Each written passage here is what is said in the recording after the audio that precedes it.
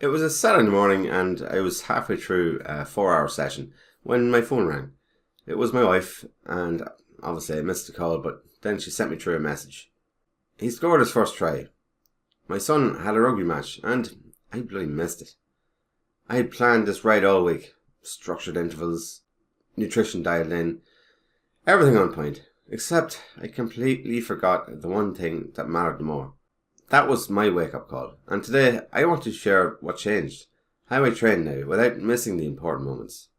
And I want to show you how you can do the same without giving up your goals.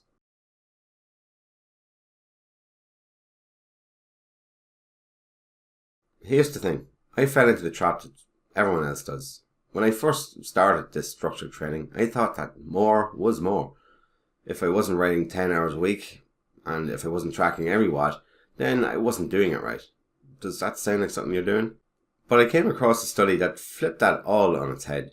In 2019, researchers published a study in the International Journal of Sports Physiology and Performance.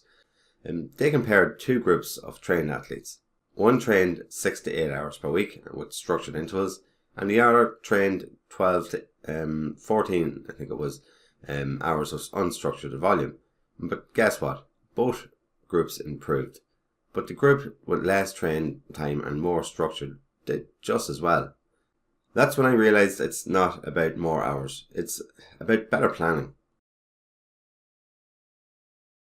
So this is when I flipped my approach. I used to build my life around training, but now I build my training around life. Family dinners, school pickups and weekend matches, they all go in the calendar first. Then I add my training slots around them. This sounds pretty simple, but this mindset shift changed everything. Because I'm no longer in a tug of war with my family for time anymore. I don't feel like I'm stealing hours for my bike. I'm training guilt-free. So here's what a typical week might look like for me. On a Monday morning, I might try to steal even 45 minutes of interval training before I even go to work.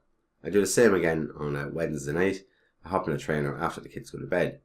Saturday morning, I go on a long ride. I start early and I'm finished by 9. On a Sunday, I might do a recovery ride in the morning, or even just some mobility work as I'm playing with them on the floor. These sessions, they're not perfect, but they're consistent, and they don't cost me any moments that matter.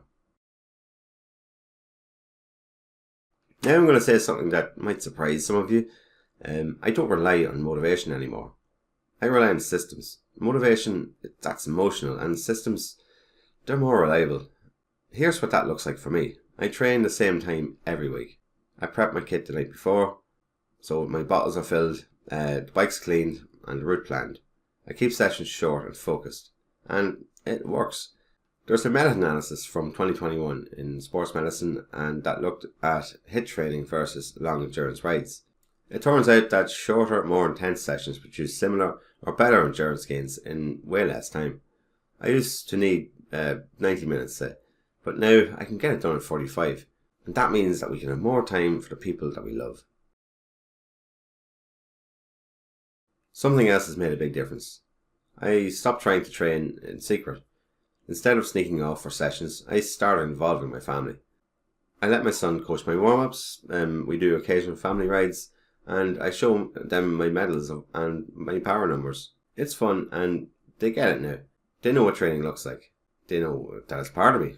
There's a study from the Journal of Family Psychology that shows something pretty powerful.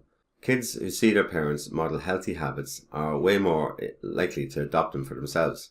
So by letting them into my training world, I'm not just getting them fitter, I'm setting an example. So let's be honest, there's a fear in all of us that if we skip one ride, then we're falling behind. That's the athlete mindset. And honestly, that mindset is what breaks most people. There's a paper in 2020 from the Frontiers of Sports and Active Living that backs this up. It shows that psychological flexibility, the ability to adapt when life changes, is one of the key predictors of long-term success in sports. You miss a ride, then that's okay. Your kid needs you, so be there. You're tired, well then sleep. That's not failure, it's strategy. Last week I skipped a session because I think my daughter wanted to bake a cake. Was it in the plan? Nope. But was it worth it? Absolutely. And guess what? my fitness is still just fine. So here's the truth. We're not chasing podiums at the Olympics. We're chasing something deeper. We want to stay healthy. We want to have energy and to feel strong. And obviously be present as well. And we also want to show our kids what commitment really looks like. But we can't do that if we're consistently choosing a bike over the people we love. So build your training into your life, not around it. Show up for both. You'll ride stronger, you'll live better. If this message resonated with you today, then hit the like button. Drop a comment below to let me know how you balance your training and life. And obviously, don't forget to subscribe. And I'll see you on the next one.